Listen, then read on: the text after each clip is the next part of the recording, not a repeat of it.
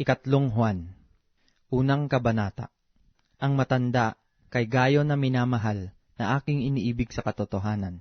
Minamahal, aking idinadalangin na sa lahat ng mga bagay ay guminhawa ka at bumuti ang iyong katawan, na gaya ng pagginhawa ng iyong kaluluwa. Sapagkat ako'y totoong nagalak ng magsidating ang mga kapatid at mangagpatotoo sa iyong katotohanan, ayon sa paglakad mo sa katotohanan. Wala nang dakilang kagalakan sa ganang akin na gaya nito, na marinig na ang aking mga anak ay nagsisilakad sa katotohanan. Minamahal, ginagawa mo ang tapat na gawa sa lahat ng iyong ginagawa doon sa mga kapatid at sa mga taga-ibang lupa, na siyang nangagpapatotoo ng iyong pag-ibig sa harapan ng iglesia, na iyong gagawan ng magaling kung iyong tutulungan sila ng nararapat sa Diyos sa kanilang paglalakbay. Sapagkat dahil sa pangalan ay nangagsiayon sila na walang kinuhang anuman sa mga hintil. Nararapat nga nating tanggaping mabuti ang mga gayon, upang tayo'y maging kasama sa paggawa sa katotohanan. Ako'y sumulat ng ilang bagay sa iglesia.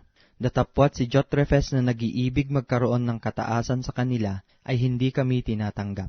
Kaya't kung pumariyan ako, ay ipaaalaala ko ang mga gawang kanyang ginagawa, na nagsasalita ng masasamang salita laban sa amin, at hindi nasisiyahan sa ganito. Ni hindi man niya tinatanggap ang mga kapatid, at silang mga ibig tumanggap ay pinagbabawalan niya at pinalalayas sila sa iglesia. Minamahal, huwag mong tularan ang masama, kundi ang mabuti.